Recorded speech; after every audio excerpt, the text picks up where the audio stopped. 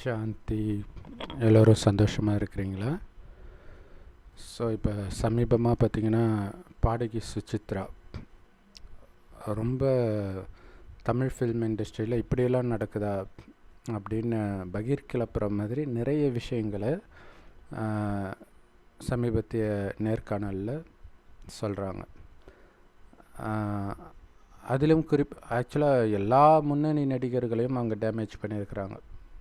அஜித் ரஜினியை தவிர நினைக்கிறேன், மற்றவங்க எல்லோரும். ஸோ கமல் ஃபங்க்ஷனில் வெள்ளித்தாம்பலத்தில் கொக்கேன் போதைப்பொருள் கொடுப்பாங்க, சர்வசாதாரணமாக அதெல்லாம் கிடைக்கும் அப்படின்ட்டு எல்லா நடிகர்களுமே அந்த போதை பழக்கத்துக்கு அடிமையாக இருக்கிறதாகவும், அவங்களுடைய கணவன் ஒரு ஓரினச்சேர்க்கையாளர், ஸோ அதை தனுஷோட சம்மந்தப்படுத்தியும் சொல்லியிருக்கிறாங்க.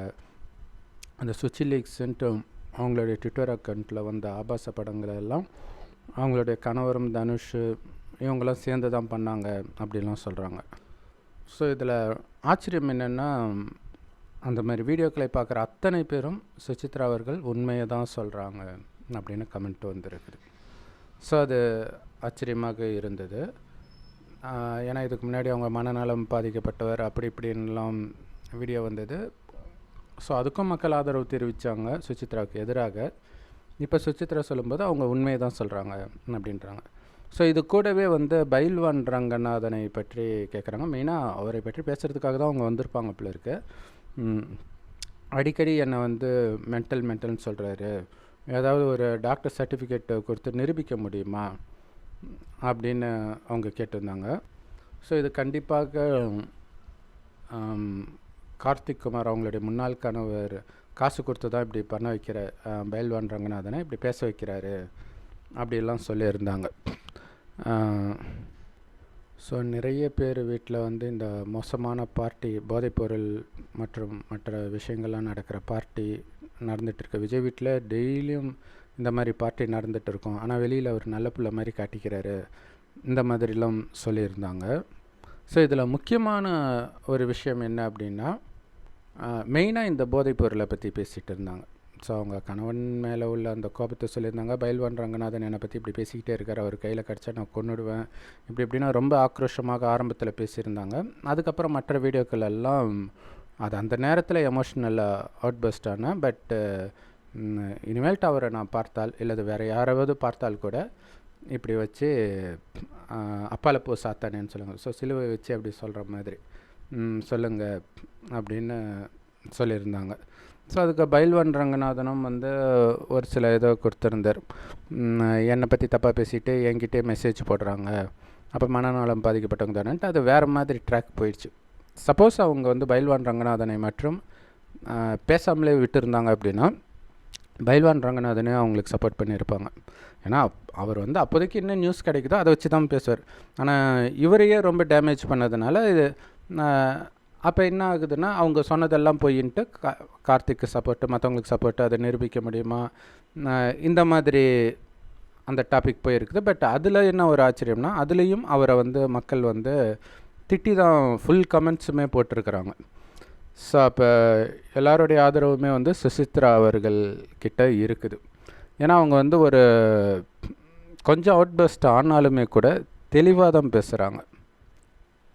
ஸோ இதில் முக்கியமாக ஒரு விஷயம் சொல்லியிருப்பாங்க.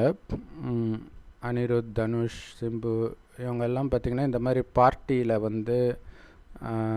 அந்த மாதிரி போதைப்பொருள், தண்ணி இதெல்லாம் அடித்து ஒரு 3 நாள் அதிலேயே மூழ்கி அந்த ஹேங் ஓவர் எஃபெக்டில் எழுதுறது தான் அந்த பாடல், கதை எல்லாமே.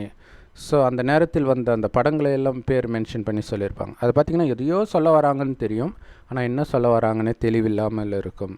காரணம் என்னென்னா, இந்த ஹேங் ஓவர் எஃபெக்டில் பண்ணுறது தான். பார்த்திங்கன்னா நிறைய மியூசிக் டைரக்டர் நான் வெளில போனால் தான் மியூசிக் எடிட் பண்ணிட்டு வேறு இடத்துக்கு போகிறது, பாட்டு எழுதுகிறவங்களும் அப்படி போகிறது, கதை எழுதுகிறவங்களும் அங்கே போகிறது, இது எல்லாமே பார்த்திங்கன்னா இந்த ஹேங் ஓவர் எஃபெக்டில் தான் அவங்க எழுதுகிறாங்க அப்படின்னு சொல்லியிருந்தாங்க. ஸோ அது உண்மையாக இருக்கிறதுக்கான வாய்ப்பு ரொம்ப அதிகம். ஏன்னா பெரும்பாலும் அப்படி தான் போகிறாங்க. இந்த மாதிரி பார்ட்டிகள் உலக அளவில் எல்லா பிரபலங்கள் மத்தியிலும் ஃபேமஸாக தான் இருக்குது. மெயினாக அதை பற்றி தான் நம்ம பேச போகிறோம். ஏன் அப்படின்னா, கவியரசு கண்ணதாசனையே அது எல்லாருக்குமே தெரிஞ்ச ஒரு ரகசியமாக சொல்லுவாங்க. எந்த நேரமுமே அவர் காமம் மற்றும் இந்த சாராயம் இதுக்கு வந்து அவர் அடிமையாகவே இருப்பார், இந்த போதையிலே இருப்பார் எந்த நேரமும் அப்படின்னு சொல்லுவாங்க. ஆக்சுவலாக இந்த போதையில் இருந்தால் தான் ஒரு கவிதையே வரும். இதை வந்து டிஎம் சௌந்தரராஜன் அவர்கள் கூட ஒரு தடவை அவரை பார்க்க போகும்போது அவர் மடியில் ஒரு பெண் இருந்ததாகவும், என்ன இப்படி பண்ணுறீங்க காலங்காத்தாலன்ட்டு டிஎம் சௌந்தரராஜன் கேட்கும்போது, யோ இதெல்லாம் இருந்தால் தான் பாரு எனக்கு பாட்டு கொட்டுது, நீ இப்படி வாழ்க்கையை என்ஜாய் பண்ணாதான் வரும், வேண்டாம் எனக்கு எதுவுமே கொட்ட தேவையில்ல, அதை நீங்களே வச்சுக்கோங்கன்ட்டு வந்துட்டேன் அப்படின்னு அவர் இன்டர்வியூவிலே சொல்லியிருந்தார்.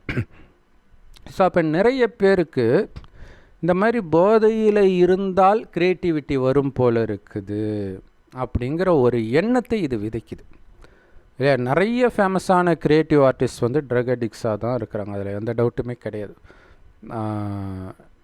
மைக்கேல் ஜாக்சனை சொன்னாங்க, ஸோ அது உண்மையாக பொய்யான்னு தெரில. பட் நிறைய பேர் வந்து பார்த்திங்கன்னா இப்போ அந்த ரீஹேபிலிட்டேஷன் சென்டரில் இருக்கிறாங்க. இன்டர்நேஷ்னல் லெவல் பாப் ஸ்டார்ஸ்லாம் பார்த்திங்கன்னா லேடி காகா, இந்த மாதிரி நிறைய பேர் பார்த்திங்கன்னா லேடி காகா வந்து அவங்களே ஒத்துக்கிட்டாங்க. நான் அந்த இன்ஃப்ளூயன்ஸில் தான் ஏதோ அவங்களது வந்து ரொம்ப வித்தியாசமாகவும் இருக்கும். இதுதான் ரொம்ப ஆச்சரியமானது, ரொம்ப வித்தியாசமாக இருக்கும், ரொம்ப பிடிச்சி இழுக்கிற மாதிரி இருக்கும். அப்போ நமக்கு வந்து அப்போ போதைப் பொருள் இருந்தால் இதெல்லாம் வரும் போல இருக்குது அப்படிங்கிற ஒரு எண்ணத்தை வந்து யங்கர் ஜெனரேஷனுக்குள்ளே அது விதைக்குது. ஸோ இப்போ திரும்புகிற பக்கமெல்லாம் வந்து போதைப்பொருள் கிடைக்கிது அப்படிங்கிறது வந்து உலகம் ஃபுல்லாக எல்லா எந்த ஸ்டேட்டு நாடு விதிவிலக்கு இல்லாமல் மாறிடுச்சு இன்றைக்கி உலகம். ஸோ அப்படி இருக்கும்பொழுது சும்மாவே அவங்க அந்த நேரத்தில் மனசு சலனப்படுற வயசு, கூடவே இந்த மாதிரி விஷயங்கள்லாம் கேள்விப்படும்போது இதன் மூலமாக நம்ம புத்திசாலி ஆகிடுவோம் போல இருக்குது. அதுலேயும் ஸ்கூலில் நல்லா படிக்கிற ஒரு பையன் இதுக்கு அடிமையாக இருந்தானா பார்க்குறவனுக்கு என்ன தோணும், இதனால தான் அவன் நல்லா படிக்கிறான் போல இருக்குதுன்னு கூட தோணும். ஸோ மெயினாக அதற்காக தான் இந்த இஷ்யூவை நம்ம வந்து அட்ரெஸ் பண்ணுறோம். ஸோ அதே நேரத்தில் இன்னொரு விஷயமும் சொல்லி ஆகணும், எனக்கு அவர் பேர் தெரில, பட் விஜய் வச்சு ஒரு படம் எடுத்திருக்கார், திருமலைன்னு நினைக்கிறேன். அந்த டைரக்டர் வந்து ஒரு இன்டர்வியூவில் சொல்லியிருந்தார், அவர் தான் நினைக்கிறேன் அந்த டைரக்டராக இல்லை வேறு யாரோன்னு எனக்கு தெரியல, அவர் மாதிரி தான் பார்க்குறதுக்கு இருந்தார். ஒரு குடி போதுங்க மனுஷனை அழிக்கிறதுக்கு அப்படின்னு. அவர் வந்து அவ்வளோ தண்ணிக்கு அடிக்டாக அல்லது மற்ற போதைப் பொருள் அடிக்டாக இருந்தாரோ என்னன்னு தெரில. அப்போ பார்த்திங்கன்னா அஜித் வந்து அஜித்தோடைய அசிஸ்டண்ட் என்னை வந்து கூப்பிட்டு அனுப்பிச்சார் படத்தோட டிஸ்கஷன். நான் போய் கதையெல்லாம் சொன்னேன், திரும்ப நான் போகலை. அப்போ இந்த மாதிரி வாய்ப்பு எப்படி கிடைக்கும், அப்படி போகலைன்னா எப்படி நம்மளை கூப்பிடுவாங்க, காரணம் என்னென்னா அந்த தண்ணி அந்த போதையோடைய அடிக்ட். ஸோ அந்த மாதிரி இப்போ நிறைய பிரபல நடிகர்கள்லாம் அப்படி சொல்லுவாங்க, அந்த தண்ணியிலே மூழ்கினதுனாலே நல்ல டேலண்ட்டாக இருப்பாங்க, அவங்களுக்கு வாய்ப்பு இருக்காது. ஏன்னா அங்கே போய் சண்டை போட்டுக்கிட்டு இருந்தால் எப்படி அவங்கள கூப்பிடுவாங்க, இருக்குது பெஞ்சு சேரெல்லாம் தூக்கி அடித்து போட்டுக்கிட்டு இருந்தாங்கன்னா எதுக்கு பாவம் போய் உன் டேலண்ட் நீயே வச்சுக்கோன்ட்டு அனுப்பிச்சிடுவாங்க. ஸோ அந்த மாதிரி நிறையா இருக்குது. ஸோ அதை விட வந்து காமத்துக்கு அடிமையாக இருக்கிறவங்களும் எல்லாத்தையுமே இழந்துடுவாங்க. ஸோ இப்போ நல்லா ஃபேமஸாக இருந்தவங்க இறங்குனதெல்லாம் பார்த்திங்கன்னா அதுக்கு பின்னாடி காமம் இருக்கும். ஸோ உண்மை என்னென்னா தண்ணி அடிக்கிறதுனால க்ரியேட்டிவ் டேலண்ட் வர்றது கிடையாது.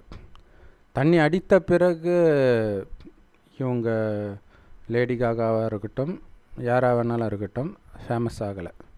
ஃபேமஸ் ஆன பிறகு தான் அவங்க ட்ரக்குக்கு அடிக்ட் ஆகுறாங்க, அதை நம்ம புரிஞ்சுக்கணும். ஃபேமஸ் ஆன பிறகு அந்த காசு வருது, புகழ் வருது, வச்சுட்டு என்ன பண்ணுறது தெரியல. ஏன்னா கலியுகத்தில் சுகத்தை எதில் போய் தேடுறது அவ்வளோ காசை வச்சுக்கிட்டு. ஸோ சீக்கிரமாக காசு அழிக்கக்கூடிய விஷயங்கள் தான் இந்த மாதிரி போதைப் பொருட்கள். ஸோ அப்போ அதை தேடி போகிறாங்க, க்ரியேட்டிவிட்டிக்காக போகலை, அது ஒரு போதையை கொடுக்குதுன்னு போகிறாங்க. ஸோ அப்போ அந்த போதையிலேருந்து அவங்களால வெளியிலே வர முடியாத பொழுது திரும்ப திரும்ப திரும்ப அதை கன்சியூம் பண்ணிக்கிட்டே இருக்கிறாங்க 2 நாள் 3 நாள். அதுக்கப்புறம் ஒரு டைமுக்கு அப்புறம் அதில் வெளியில் வரும்போது அந்த சுசித்ரா சிஸ்டர் சொன்ன மாதிரி அந்த ஹேங் ஓவர் எஃபெக்டில் அவங்க எழுதுகிறாங்க. ஆக்சுவலாக அவங்களுடைய கரியரே வந்து ஸ்பாயில் ஆகிடும். ஆக்சுவலாக அவங்க உச்சத்தில் இருக்கும்போது அடுத்த கட்ட நபர் அவங்கள ஓவர்டேக் பண்ணுறதுக்கே அந்த பழக்கம்தான் ஒரு காரணமாக இருக்கும். கூப்பிட்டா நேரத்துக்கு வரதில்லை அப்படின்னும்போது இன்னொருத்தரை கூப்பிட ஆரம்பிச்சிடுவாங்க. ஸோ இப்போ இந்த க்ரியேட்டிவிட்டி வந்து ஏற்கனவே அவங்களுக்கு இருக்கும். ஆனால் இந்த போதைக்கு அடிமையாகும்போது அது எந்த போதையாக இருந்தாலும் சரி, ஒன்ஸ் அடிமை ஆயிட்டாங்க அப்படின்னா அடிமை ஆக ஆக ஆத்மா வந்து ஒரு மயக்க நிலைக்கு போகும். இப்போ தண்ணி அடித்தா ஒரு மயக்க நிலைக்கு போகிறது நம்மளால் பார்க்க முடியுது இல்லையா. அப்படியே அதாவது தூக்கம் வரா மாதிரியும் இருக்கும், ஆனால் தூங்கவும் முடியாதுன்னுவாங்க. ஸோ அந்த மாதிரி ஒரு எஃபெக்டை தான் எல்லாமே பண்ணும். ஆக்சுவலாக இந்த காமம் வந்து இது எல்லாத்தையும் விட ரொம்ப உச்சம். தூக்கம் இருக்கிற உணர்வே போயிடும். அந்த மாதிரி பண்ணி நல்லா அந்த உடம்புடைய சக்தி மனதுடைய சக்தி ஃபுல்லாக உறிஞ்செடுத்து வேறு எதுவுமே பண்ண முடியாத நிலைக்கு தான் படுக்க போவாங்க. அப்படி ஏந்திரிச்சோடனே மறுபடியும் காமத்தை தேடியே புத்தி போகும். அது காமம் சார்ந்த எந்த விஷயமாக இருந்தாலும் சரி. ஸோ அதே மாதிரி எஃபெக்டை இந்த மாதிரி போதைப் பொருட்களும் பண்ணுது. பட் அதையும் மீறி ஒரு சிலர் போதைப் பொருளையும் யூஸ் பண்ணிக்கிட்டு ஃபேமஸாகவும் இருக்கிறதுக்கு காரணம் வந்து ரெண்டுமே போதை கொடுக்குது. புகழும் போதை கொடுக்குது, இதுவும் போதை கொடுக்குது. பட் இருந்தாலும் அல்டிமேட்டாக பார்த்திங்கன்னா இந்த போதைப் பொருள் தான் ஜெயிச்சிடும். அந்த புகழை அவங்க இழக்க வேண்டியதாகிடும். ஸோ அதுக்கு சிறந்த உதாரணம் நம்மளே ஒரு வீடியோ போட்டிருப்போம். அவங்க பேர் டக்குன்னு ஞாபகம் வரல. ஒரு இன்டர்நேஷ்னல் சூப்பர் ஸ்டார் யூடியூபர். அவங்க பெட் அனிமல்ஸுன்ட்டு வீடு ஃபுல்லாக பாம்பு, முயல், என்னென்னமோ அது நமக்கு என்ன டார்டைஸு இந்த மாதிரி வீடு ஃபுல்லாக வச்சுருப்பாங்க. ஸோ அதை பற்றி தான் அவங்க விலாகே போடுவாங்க. திடீர்னு பார்த்திங்கன்னா அவங்களுக்கு இந்த அடிமை பழக்கம் வந்துடுச்சு. போதைப் பொருளுக்கான அடிமை பழக்கம். எங்கேயோ ஒரு பார்ட்டிக்கு போகும்போது சின்னதாக ஒரு கப்பு கொடுத்துருக்குறாங்க, சாப்பிட்ருக்குறாங்க. அவங்களுக்கு அது பிடிக்கவே இல்லை. ஆனால் நைட் ஆன உடனே அதை சாப்பிட்ணுன்னு எண்ணம் வந்து அதை தேட ஆரம்பிக்குது. ஸோ அடுத்தது அது காரணம் என்ன, முன் ஜென்மத்தில் அவங்க அதுக்கு அடிமையாக இருந்திருப்பாங்க. ஸோ அதையெல்லாம் இந்த ஜென்மத்தில் மறந்து இந்த க்ரியேட்டிவிட்டி மட்டும் வெளியில் வரும்பொழுது, பணம் வரும்போது தானாகவே இந்த பார்ட்டி இந்த மாதிரி இடத்துல போய் அந்த மாதிரி நட்புகள்னால அந்த மாதிரி பழக்கத்துக்கு அடிமையாகும் பொழுது அந்த க்ரியேட்டிவ் டேலண்ட்டை அது உண்மையில் சப்ரஸ் தான் பண்ணும். ஏன்னா அது ஆனால் ஹாலுசினேஷன் வரும் இல்லையா? நிறைய போதைப் பொருளுக்கு வந்து ஹாலுசினேஷன் வரும். அந்த ஹாலுசினேஷனை வைத்து படங்கள் பண்ணலாம். அவங்க சொன்ன மாதிரி சில படங்கள் அந்த மாதிரி வருது, அது காரணம் இதுதான் அப்படிங்கிறாங்க. அதுவும் உண்மையாக இருக்கலாம். ஆனால் நீங்கள் போதைப் பொருளுக்கு யூஸ் பண்ணி தான் இந்த மாதிரிலாம் வரணும்னு அவசியம் இல்லை. ஜஸ்ட்டு நீங்கள் கூடவே இறைவனுடைய நினைவு இருந்தால், ஸோ அதுக்கு வந்து இறைவனை பற்றி கரெக்டாக தெரியணும். கரெக்டான மெடிடேஷன். சும்மா சுவாசத்தை கவனித்திருந்தால் வந்து பெருசாக வராது, பட் ஸ்லைட்டாக வரும். ஏன்னா மனம் அமைதியாகுது இல்லையா? மனம் அமைதியாக இருக்கும்போது ஆழ் மனசில் இருக்கிறது வெளியில் வர ஆரம்பிக்கும் தானாகவே. ஆக்சுவலாக போதைப் பொருளாக அதான் பண்ணுது இல்லையா? போதைப் பொருள் இந்த உலகத்துலேருந்து உங்களை வெளி உலகத்துக்கு எடுத்துகிட்டு போயிடுது. இந்த உலகத்தையும் மறக்க வைக்குது. அப்போ உள்ளுக்குள்ளே இருக்கிற விஷயங்கள் வெளியில் வருது. அது தானாகவே உங்கள் மனம் அமைதியாக இருந்தால் வெளியில் வரதான் செய்யும்.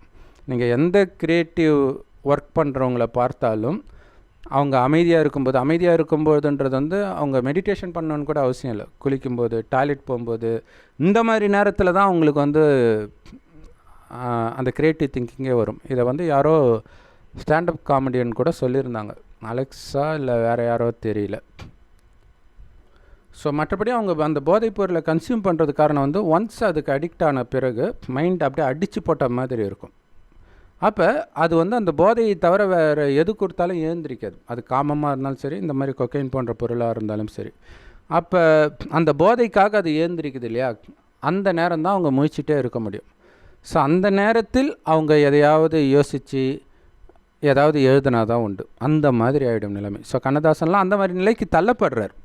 தண்ணி அடிக்கிறதுனால அவர் வரல, ஏற்கனவே அவருக்குள்ளே அந்த டேலண்ட் இருந்துச்சு. அந்த டேலண்ட்டை வெளிப்படுத்துறதுக்கு அவர் முயற்சிட்டு இருக்கணுமே. ஸோ ஆனால் இந்த போதை இல்லைன்னா அவங்களுடைய மைண்டு தூங்கிடும். அப்போ அந்த போதையை கொடுத்து மைண்டை தான் எழுப்புறாங்க, காஃபி கொடுக்குற மாதிரி. இப்போ காஃபி குடிக்கிறவங்களாம் புத்திசாலி அப்படின்னு சொல்ல முடியுமா? கிடையாது. அவன் காஃபிக்கு அடிமையாகி தன்னை எழுப்பிக்கிறான். அது கொஞ்சம் கம்மியான அளவு போதைன்னு சொல்லலாம். ஆனால் மற்றதெல்லாம் வந்து ரொம்ப அதிகம். ஸோ அப்போ என்ன, ஆர்டிஃபிஷியலாக நீங்கள் வந்து ஸ்டிமுலேட் பண்ணுறீங்க பிரெயின் அப்படின்னாலே அது எந்த அளவுக்கு வேகமாக எழுந்திருக்குதோ அந்தளவுக்கு வேகமாக தூங்கவும் செஞ்சிடும். அப்போ கொஞ்ச நேரம் தான் கேப் இருக்கும். அதனால தான் நிறைய பேர் பார்த்திங்கன்னா காஃபி அடிக்ட்டு குடிச்சிக்கிட்டே இருப்பாங்க 1/2 மணி நேரத்துக்கு ஒரு தடவை. இல்லாட்டினா அவங்களுடைய மைண்டே வேலை செய்யாது. தம் அடிக்கிறவங்களும் அப்படி தான். ஸோ மற்ற விஷயங்கள்லாம் இன்னும் போதையை அதிகமாக கொடுக்குது. தண்ணி அடிக்கிறது, நிறைய பேர் பார்த்திங்கன்னா தண்ணி அடிச்சுட்டு வந்து படிப்பாங்க. காலாங்காத்தில் தண்ணி அடிக்க ஆரம்பிச்சிடுவாங்க. இப்போ தண்ணி அடித்தா தான் அவங்களால படிக்கவே முடியும் அப்படிங்கிற ஒரு ஸ்டேஜுக்கு போயிடுவாங்க. தண்ணி அடிக்கிறதுனால அவங்க படிக்கல, அதை புரிஞ்சுக்கணும். அவங்களுடைய பிரெயின் வந்து டெட் ஆகிற கண்டிஷனில் இருக்குது. அதை ஸ்டிமுலேட் பண்ணி கொஞ்சமாவது எழுப்புறதுக்கு அதை விட்டால் வேறு வழி இல்லைன்ற நிலைமைக்கு அவங்க போயிடுறாங்க. ஆனால் வெளியிலே வர முடியாதா? அப்படின்னா கண்டிப்பாக வர முடியும். எப்படிப்பட்ட காமம் உட்பட எப்படிப்பட்ட போதையிலிருந்தும் வெளியில் வர முடியும். ஸோ அதற்கு உங்களுடைய மைண்டு புத்தி, மனம் புத்தியை பற்றி ஒரு சின்ன ரகசியத்தை நீங்கள் தெரிஞ்சுக்கணும். என்ன அப்படின்னா, இப்போ குழந்தை ஸ்கூலுக்கெல்லாம் போகாமலே ஒரு லாங்குவேஜை மாஸ்டர் பண்ணிடுது. இது எவ்வளோ பெரிய விஷயம். நம்ம ஸ்கூலுக்கெல்லாம் போய் பல வருஷம் படித்தோம், இங்கிலீஷ் ஃப்ளூயண்ட்டாக பேசுகிறோமா? அல்லது வேறு ஏதாவது ஒரு லாங்குவேஜ் உங்களால் ஈஸியாக படிக்க முடியுதா? அதை படித்து. ஆனால் குழந்தைங்களால் அது எப்படி முடியுது? இல்லை, குழந்தைங்களுக்கு யாரும் சொல்லிக் கொடுக்குறது இல்லை. ஏன்னா மிஞ்சி போனால் அம்மா அப்பா தான் சொல்லி கொடுத்துருப்பீங்க. அதுக்கு அப்படியே அதுக்குள்ளே மைண்டுக்குள்ளே எதுவுமே கிடையாது. அதனால் பார்க்குறது டக்குன்னு அந்த குழந்தைக்கு மைண்டுக்குள்ளே போகுது. ஸோ அந்த மைண்டை க்ளீனாக வச்சுக்கிற விஷயத்தை தான் மெடிடேஷன் சொல்லி கொடுக்குது. ஸோ அதை எப்படி க்ளீனாக வச்சுக்கிறது அப்படின்னா, க்ளீனாக என்னன்னு தெரிஞ்சுக்கணும். எதையுமே நினைக்காமல் இருக்கிறதுன்னு அர்த்தம் கிடையாது. குழந்தைய பார்க்கும்போது அப்படி தெரியும், ஆனால் அதுக்குள்ளே கெட்ட விஷயங்கள் இல்லை, மயக்கத்தை கொடுக்கக்கூடிய விஷயங்கள் இல்லை. அதால் கிரகிக்க முடியுது. எதுவுமே இல்லைன்றதும் உண்மை. முக்கியமாக கெட்ட விஷயங்கள் இல்லை. நீங்கள் பெருசானதுக்கப்புறம் நிறைய விஷயங்கள் உள்ளே போட்டால் கூட கெட்ட விஷயங்களை மட்டும், அதாவது புத்தியை மயக்கக்கூடிய விஷயங்களை மட்டும் நீங்கள் விளக்கிட்டீங்கன்னா, நல்ல விஷயங்களை மட்டும் நீங்கள் போட்டிங்கன்னா, உங்களுக்கும் அந்த கான்சன்ட்ரேஷன் பவர் உங்கள் கற்பனை கெட்டாத வகையில் அதிகரிக்கும். ஸோ இங்கே புத்தியை மயக்கக்கூடியது காமம், கொக்கைன் மட்டும் கிடையாது, சுற்றி இருக்கிற எல்லாமே தான். ஸோ அதனால தான் கடவுள் சொல்வார், கலியுகத்தின் விஷயத்தை பார்க்காதீங்க, கேட்காதீங்க, நினைக்காதீங்க, நான் சொல்வதை மட்டும் கேளுங்க, அதை மட்டும் நினைவு செய்யுங்க அப்படின்னு சொல்லுவார். ஸோ அது என்ன அப்படின்னா, கடவுள் எல்லோரையும் ரொம்ப ரொம்ப புத்திசாலியாக படைக்கிறார் 5000 வருடத்திற்கு முன்பு இந்த பூமியில். அந்த புத்திசாலிகளைத்தான் இந்துக்கள் தெய்வம் அப்படின்னு கோயிலில் வழிபடுறோம். அவங்க தான் முதல் 2500 வருஷம் இந்த பூமியில் இருப்பாங்க. அதனால தான் இந்த பூமியை அப்போ சொர்க்கம்னு சொல்கிறோம். எந்த விதமான துக்கமும் இருக்காது. பார்ப்பதெல்லாம் ஆனந்தம், கேட்பதெல்லாம் ஆனந்தம், போதையற்ற ஆனந்தம். அது முக்கியம். இன்றைக்கி போதையை தான் ஆனந்தம், சந்தோஷம்னு புரிஞ்சுக்கிறாங்க. இப்போ சந்தோஷம்னா என்ன? வெளியில் சுற்றுறது, சினிமா பார்க்குறது, ஃப்ரெண்ட்ஸோட அரட்டை அடிக்கிறது, மற்ற காமம், போதைப்பொருள், இந்த மாதிரி ஆயிடுச்சு. இது சந்தோஷம் கிடையாது, இது போதை. ஸோ இதுக்கெல்லாம் அவங்க மயங்காமல் இருப்பாங்க. ஆனால் சொர்க்கம் தான், தங்க மாட மாளிகை இருக்கும், எல்லோரும் அவ்வளோ அழகாக இருப்பாங்க. அதில் கூட அவங்க புத்தி போய் சிக்கிக்காது. ஆனந்தம் இருக்கும், ஆனால் சிக்கிக்காது, மயங்காது. அது காரணம் என்ன அப்படின்னா, அவங்களுடைய கவனம் உள்நோக்கி இருக்குமே தவிர வெளிநோக்கி இருக்காது. உள்நோக்கி அப்படின்னா நான் ஆத்மான்ற உணர்வில் இருக்கும். ஆத்மானா உயிர், அது பூர்வமத்தில் நட்சத்திரமாக ஜொலிக்கினால்தான் இங்கே போட்டு வைக்கிற பழக்கம் இருக்குது. ஸோ அந்த ஆத்மா தான் கண் வழியாக பார்க்குது, வாய் வழியாக பேசுது, அனைத்து காரியங்களையும் உடல் மூலமாக செய்யுதுன்றது சதா ஞாபகம் இருக்கும். ஒருவரை ஒருவர் ஆத்மாவாக மட்டுமே பார்ப்பார்கள். ஸோ அதனால் சதா ஆனந்தமாக இருப்பாங்க. ஏன்னா ஆத்மாவுடைய உண்மையான குணமே ஆனந்தம்தான். அதனால் என்ன ஆகும்னா, எப்போவுமே ஆத்மா ஆனந்தமாக இருக்கும்போது எப்போவுமே திருப்தியாக இருப்பாங்க. எப்போவுமே திருப்தியாக இருக்கிற ஒரு மனம் வெளியில் எந்த விஷயத்தையும் நாடி போகாது. திருப்தி இல்லை, விரக்தியாக இருக்கிறாங்கன்னும் போது தான் வெளி விஷயத்துக்கு போகும். ஸோ அப்படிப்பட்ட விரக்தி நிலை எப்போ வருதுன்னா 2500 வருஷம் கழித்து வருது. காரணம் ஆத்மான்றதை மறந்துடுறாங்க. அப்போ கவனம் வெளியில் போகுது. ஏன்னா ஆத்மாவிலேருந்து வந்த ஆனந்தம் போயிடுது. ஆத்மா நினைச்சாலே ஆனந்தமாக இருக்கும். ஏன்னா ஆத்மாவுடைய உண்மையான குணமே ஆனந்தமும் அமைதியும். ஸோ அங்கேருந்து வந்த அந்த ஆனந்தம், திருப்தியெல்லாம் கட்டான உடனே தான் அதை வெளியில் தேடுறாங்க. ஸோ அப்போ தான் புலன் இன்பத்துக்கு அடிமையாகிறாங்க. அப்போ தனக்குள்ளே இருந்த வக்கர புத்திலாம் வருது. காமம், கோபம், பற்று, பேராசை, அகங்காரம். அப்போ சொர்க்கத்தில் காமம் இல்லைன்னா எப்படி குழந்தை பிறக்கும் அப்படின்னா, கணவனும் மனைவியும் நமக்கு ஒரு வாரிசு வேணும்னு நினைக்கும்போது மனைவி கர்ப்பம் அடைவாள். ஸோ அப்படி பரிசுத்தமாகத்தான் அவங்களுடைய ஜென்மமே இருக்குது. அதனால தான் அவங்கள நம்ம கோயில் கட்டி கும்பிட்றோம். ஆனால் அதிசயம் என்ன அப்படின்னா, அப்படி இருந்ததே நீங்கள் தான்னு கடவுள் சொல்கிறார். கடைசி 100 வருடம் அதற்காகவே சிவபெருமான் அவருடைய இருப்பிடமாகிய பரந்தாமத்தை விட்டு வருகிறார். ஒரு வயோதிகர் உடலுக்குள்ளே பிரவேசமாகி அவருக்கு பிரம்மான் பேர் வச்சு அவர் வாய் வழியாக இந்த ஞானத்தை கொடுக்கிறார். இதைத்தான் முரளி அப்படின்னு எல்லா பிரம்மகுமாரிகள் ராஜயோக தியான நிலையத்திலும் முற்றிலும் இலவசமாக கிடைக்குது. யூடியூப் வெப்சைட்ஸ்லேயும் இருக்குது. அதோடைய லிங்க் இந்த வீடியோக்கு டிஸ்கிரிப்ஷனில் கொடுக்குறோம், நம்மளே போடுறோம். ஸோ அதோடைய சாரம் என்னென்னா, மறுபடியும் உங்களை ஆத்மான்னு ஆத்மாவின் தந்தை சிவபரமாத்மாவை எவ்வளவு முடியுமோ நினைவு பண்ணிக்கிட்டே இருங்க. அவர் செம்பொன் நிறமான ஒளி உலகத்தில் இருக்கிறார். அதை பரந்தாமம் அல்லது பரலோகம்னு சொல்லுவோம். ஸோ செவ்வானத்தில் நட்சத்திரம் மாதிரி என்னுடைய அப்பா சிவன் இருக்கிறார். அவருடைய குழந்தை நான், உடலில் மாட்டிக்கிட்டேன், உடல்ன்ற உணர்வில் மாட்டிக்கிட்டேன். உடலில் இருக்கிறது பிரச்சனை இல்லை, ஏன்னா உடல் மூலமாக தான் காரியம் செய்ய முடியும். ஆனால் உடல்ன்ற உணர்வு, அதாவது ஆத்மான்றதை மறந்து நான் அழியக்கூடிய உடம்புன்னு நினச்சிட்டேன். அப்போ உடல் மூலமாக சுகத்தை அனுபவிக்கணும்னு நினச்சதுனால தான் புத்தி மயக்க நிலைக்கு போச்சு. மயக்க நிலைக்கு போனதுனால தான் எது சரி எது தப்புன்னு பகுத்தறிகிற சக்தியை இழந்து பாவம் மேலே பாவம் செஞ்சுது.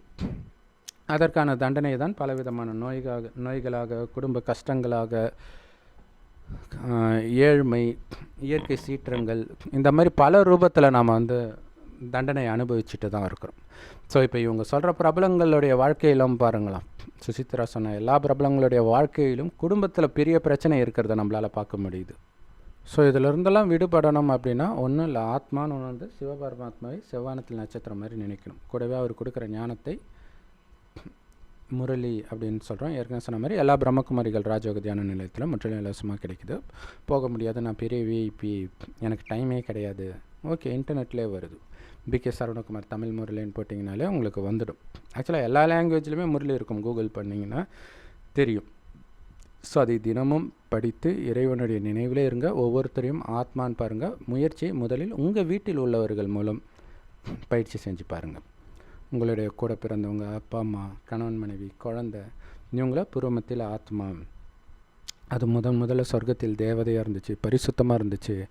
அடுத்தது கொஞ்சம் கொஞ்சமாக சக்தியை இழந்து காமம் கோபம்லாம் வந்ததுனால இப்போ சில தவறான குணங்களை காட்டுது. ஆனால் இது உண்மையான குணம் இல்லை, அந்த ஆரம்ப கால குணத்தை தான் நான் பார்ப்பேன் அப்படிங்கிறது சதா மனதுக்குள்ளே ஓடிக்கிட்டே இருக்கணும். ஸோ இதை நம்ம ஒரு வீடியோவில் சொல்கிறோம். ஆனால் இந்த மாற்றம் வருவதற்கு இறைவன் தினம் தினம் சொல்லிக்கிட்டே இருக்கிறார். ஸோ அதை தினம் தினம் கேட்டு அதை மனதுக்குள்ளே போட போட போட போட உங்கள் ஆத்மா தூய்மையாக ஆரம்பிக்கும். வெளி உலக எல்லா கவர்ச்சியிலேருந்தும் உங்களுடைய புத்தியை விளக்கணும். முதல்ல வலுக்கட்டாயமாக விளக்கணும். கூடவே இறைவனை நினைக்க அந்த சக்தி வரும்போது அதுக்கப்புறம் அதை நோக்கி திரும்ப போகாது. ஸோ அது ஒரு யுத்தம் இல்லையா? வெளி உலக கவர்ச்சியும் சாதாரண விஷயம் கிடையாது, பிடிச்சி இழுக்கும். இறைவனை கெட்டியாக பிடிச்சிக்கணும். மார்கண்டேயன் இறக்கும்போது சிவலிங்கத்தை கட்டி பிடிச்ச மாதிரி. ஸோ அந்த சிவனைத்தான் அல்லாஹ் பரமபிதான்னு சொல்கிறாங்க. கடவுள் ஒருவர் தான். ஸோ அவரை உண்மையிலே எப்படி இருக்கிறாரோ அப்படி நினைக்கணும் இல்லையா? இதோடைய நினைவாக லிங்கம் இருந்தாலும் லிங்கத்தை நினைக்கிறதுனால பாவம் அழியாது. நானும் உயிரோட்டமான ஒளிப்புள்ளி, இறைவனும் உயிரோட்டமான ஒளிப்புள்ளி, அவருடைய குழந்தை நான். என் தந்தை பரிசுத்தமானவர், அன்பானவர், அமைதியானவர்னால் நானும் அப்படித்தான் அப்படின்னு நீங்கள் எந்த அளவுக்கு நினைக்கிறீங்களோ அந்த அளவுக்கு ஆத்மா தூய்மையாகும். எந்த அளவுக்கு ஆத்மா தூய்மையாகுதோ அந்த அளவிற்கு பழைய கான்சன்ட்ரேஷன் பவர் வரும். உங்களுடைய தனித்தன்மை அது முன் ஜென்மத்திலிருந்தே இருக்கும், அது வெளிப்பட ஆரம்பிக்கும். அப்போ தானாகவே உங்களால் வெற்றி அடைய முடியும். ஸோ ரஜினிகாந்த் அவர்கள் இந்த தண்ணி அடிக்கிறது, சிகரெட் குடிக்கிறத விடுறதெல்லாம் ஈஸி தான், நீங்கள் பாட்டுக்கு நல்லா உங்களுக்கு பிடிச்சதை சாப்பிடுங்க, சினிமா பார்த்துக்கிட்டே இருங்கன்றார். அதாவது ஒரு போதையை மறக்கிறதுக்கு இன்னொரு போதை, அது மோசமான போதை சினிமா. ஏன்னா சினிமாவில் எல்லா விகாரங்களும், காமம், கோபம், பற்று, பேராசை, அகங்காரம் இதெல்லாம் தூண்டி இப்போ நீங்கள் பெரிய பணக்காரங்களாக இருக்கலாம், ஆனால் இப்போவே எல்லாத்தையும் இழந்துடும். அல்லது அடுத்த ஜென்மத்தில் ஏழையாக பிறக்கும்போது இந்த அசுர குணங்களே உங்களுடைய வாழ்க்கையை அழிக்கக்கூடிய மிகப்பெரிய எதிரியாக மாறிடும். ஸோ அதனால் அந்த மாதிரி தவறான விஷயங்களை கேட்காதீங்க. மனித வழி உங்களை தவறான வழிக்கு தான் இட்டுட்டு போகும். ஸோ இறைவனே நேரடியாக வந்திருக்கார். அப்பாவுக்கு தான் குழந்தை மேலே அக்கறை இருக்கும், மற்றவர்களுக்கு என்ன அக்கறை இருக்க போது இன்னொன்று அவங்களுக்கே தெரியாது, சரியான வழி எதுன்னு தெரியாது. ஸோ இப்போ ரஜினி அவர்களுக்கு இதை தண்ணி அடிச்சிங்கன்னா உயிருக்கே ஆபத்துன்றதுனால அவர் விட்டுருக்கிறார். அப்படி இல்லைன்னா விட்டுருவார், சினிமா பார்த்து விட மாட்டார். ஸோ அதை புரிஞ்சுக்கணும். ஸோ அந்த மாதிரி நிலையெல்லாம் அடைவதற்கு முன்பே இப்போ என்னென்னா அவர் கூட தண்ணி அடிப்பார், ஆனால் அவருக்கு புண்ணிய கணக்கு அதிகமாக இருந்திருக்குது, கொஞ்சம் ஆத்மாவுக்கு சக்தி இருந்திருக்கு, அதனால் அது தன்னுடைய கரியரை அழிக்கிறதுக்கு அவர் அனுமதிக்கலை.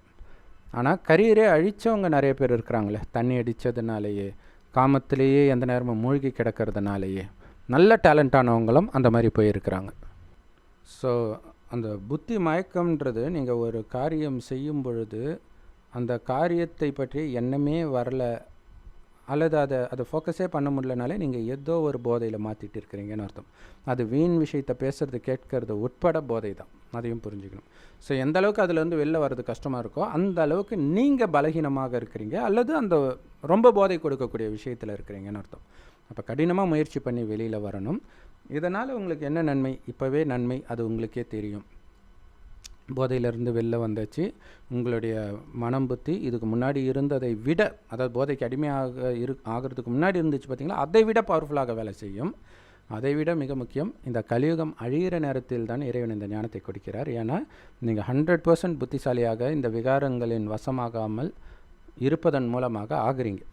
அப்படிப்பட்ட புத்திசாலிகள் தான் கலியுகம் அழிந்து வரப்போகிற சொர்க்கத்தில் தேவதையாக வருவாங்க. அதில் நம்பர் 1 புத்திசாலி தான் ஸ்ரீ நாராயணன். அவருக்கு தான் உயர்ந்த பதவி கிடைக்கிது. அதனால தான் சொர்க்கவாசல் திருப்பிழா பெருமாள் கோயிலில் கொண்டாடுறோம். நான் சொர்க்கத்தில் முதல் மகாராஜா மகாராணி ஸ்ரீ லக்ஷ்மி நாராயணன். அதுவாகவும் நீங்கள் ஆகலாம். பண்ண வேண்டிய முயற்சியெல்லாம் ஆத்மான்னு உணர்ந்து சிவபரமாத்மாவை நினைவு செய்யணும். ஏன்னா சுஷாந்த் இந்த மாதிரி நிறைய பேர் பார்த்திங்கன்னா போதைப் பொருளுக்கு அடிமையாகி தான் தன்னுடைய வாழ்க்கையை அழிச்சிருக்கிறாங்க. ஷாருக்கானுடைய மகன், பணக்காரர்களுடைய பிள்ளைகளுக்கெல்லாம் இது ஒரு பெரிய சாபமாகவே இருக்குது. ஸோ அதனால் பணக்காரனாக பிறக்காததே ஒரு பெரிய வரம். ஆனால் பணக்காரனாக பிறக்காட்டினாலும் தவறான சகவாசம் இருந்துச்சுன்னா அது ஒன்று இருக்குது இல்லையா?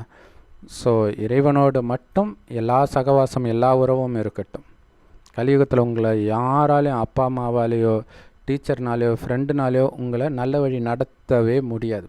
அதை புரிஞ்சுக்கணும் நாம் இல்லையா? நல்லா நடத்துவார் வாத்தியார், ஆனால் நல்லா தண்ணி அடிக்கிறாருன்னா அவர் நடத்துகிறத விட தண்ணி அடிக்கிறது உங்களுக்கு பிடிக்கும், அவரை பிடிச்ச காரணத்தினால. இதே மாதிரி தான் நடிகர்களுடைய கெட்ட குணமும் சேர்ந்து வரும். படத்தில் எல்லாம் கெட்ட விஷயத்த பண்ணுறவன் தானே டாப் ஹீரோவாக இருக்க முடியும் இல்லையா? நல்ல ஆக்ரோஷமான குணம், ஆபாசமான பாடல்கள், வசனங்கள். ஸோ இதெல்லாம் உங்கள் மனதுக்குள்ளே போனால் உங்கள் வாழ்க்கை என்ன ஆகுறது யோசிச்சு பாருங்கள். ஸோ அந்த மாதிரி சகவாசத்திலிருந்து விலகி இருக்கணும். இப்போ நிமிஷத்துக்கு நிமிஷம் கெட்ட வார்த்தை பேசுகிறவங்களாம் இருக்கிறாங்க. குறிப்பாக காலேஜில் இது பழக்கமாகலாம், அல்லது அது மாதிரி யாரோ உங்கள் தொடர்பில் இருக்கிறாங்க, ஏதோ ஒரு விதத்தில் அது உங்களுக்கு பிடிக்கும். அப்படி பிடிக்காட்டினா கூட அப்படி பேசினாதான் மற்றவர்கள் மதிக்கிறாங்க, பயப்படுறாங்கன்றதுக்காக நீங்களும் பேச ஆரம்பிப்பீங்க. ஆனால் கடைசி வரைக்கும் உங்களால் அந்த சின்ன விஷயத்துலேருந்து கூட வெளில வர முடியாது. அப்படி டக்குன்னு வரும், ஸ்லைட்டாக கோபம் வந்தாலே அந்த கெட்ட வார்த்தை வந்துடும்.